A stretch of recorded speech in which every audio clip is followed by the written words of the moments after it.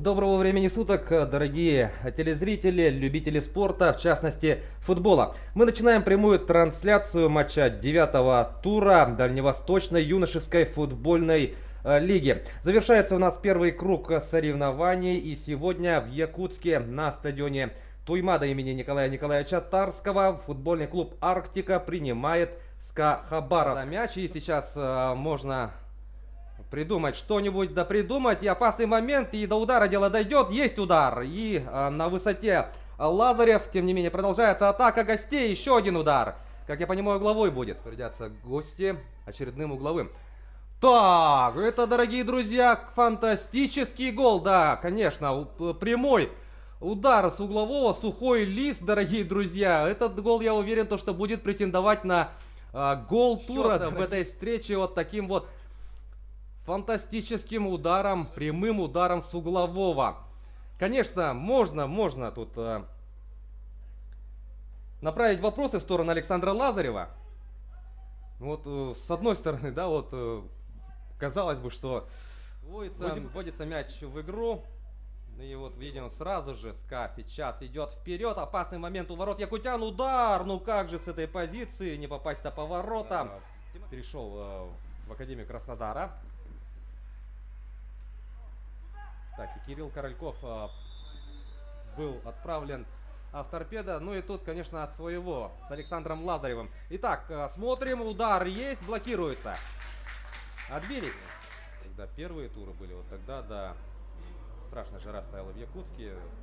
Именно про домашние. Чтобы внимательнее действовали футболисты Арктики. Вот, на ровном месте себе вот так привозить. Какой сейф Александра Лазарева. Хорошо в этом эпизоде отыграл Никита Гамзяков. Но вот вновь якутянам не удалось выйти из своей зоны. Опасный момент. Передача в центр. И тут вновь Герман Парфенов. И удар, гол! Дубль Германа Парфенова в этой встрече. 12-й номер СКА Хабаровска принимает поздравления. Атакует, и она смотрится интереснее. Ну и тут совсем один-одинешенько Герман Парфенов. Да? Но тут, конечно, ребята забежали, но было уже счет, да? Поздно. Ну и инфографика наша. Мы видим, то, что это третье взятие ворот в текущем сезоне. Два из которых 12-й номер СКА Хабаровска забил. Такая картина. На этот раз решили разыграть гости. Смотрим, это дальний удар! И такая вот срезка, рикошет, который еще что ли гол приводит к третьему взятию ворот. Ну и смотрим вот. Василий Пилюгин пробивал, и получается Тимофей Матвеев ногу подставил. Да, автором гола будет записан. Ну что ж, Антошка дает свисток на перерыв. И главный арбитр отправляет футболистов отдыхать. Филиппов 9-й. 2-й Илья Левашкин, 17-й Никита Гамзяков, 11-й Тимур Сивцев. Но досмотрим эту атаку. Нарушение правил, безусловно, конечно. Константин Ковалев, вот ребята, которые вышли на замену на старте вот второго тайма. Но тут, конечно, вот Никус Татаринов, как раз таки вышедший на замену, свеженький игрок. Вот тут, да, выставлял ногу, и, конечно же, и готовится у нас пробивать Роман Бобришов. Итак, смотрим, разгоняется Бобришов, удар хороший, плотненький. 5 нарушений правил. Ох, тут какая ошибка могла произойти, но активизировать действия команды. Передача направо, и сейчас удар, может быть удар. У нас есть возможность сейчас посмотреть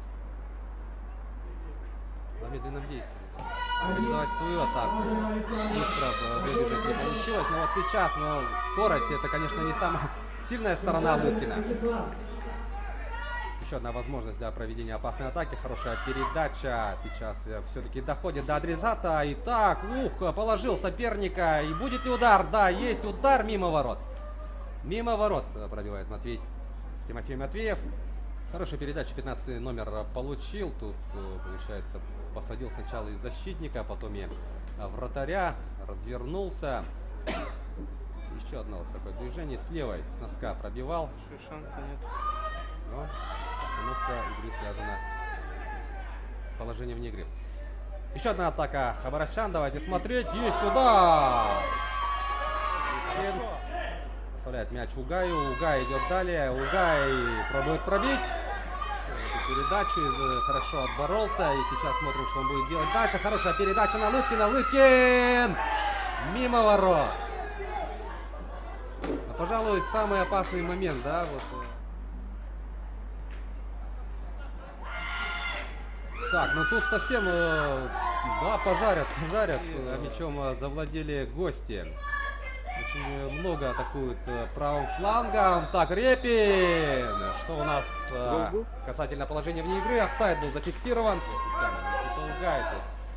тут сам все хочет сделать. 7-й номер. Так, ну тут Никита, конечно, от досады вот, ну, и цепляется. И, да, но тут специально, конечно, пробил. Так, ну, сами себе тут могут провести дальний удар. Со второй попытки мяч зафиксировал Никита Ковалев. Так, а правым флангом разворачивается. Давайте смотреть. СКА в атаке. Есть удар. Ух! Выручает. Что у кого? Давайте смотреть в заведенном действии. Ивашкин, в принципе, победу СКА Хабаровска со счетом 3-0. В первом тайме дублем у нас отметился Герман Парфенов и еще один точный результативный